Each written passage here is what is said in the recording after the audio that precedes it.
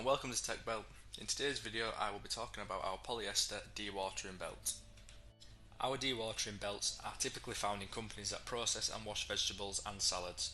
This type of belt can also be used in the separation and filtration applications in water treatment plants.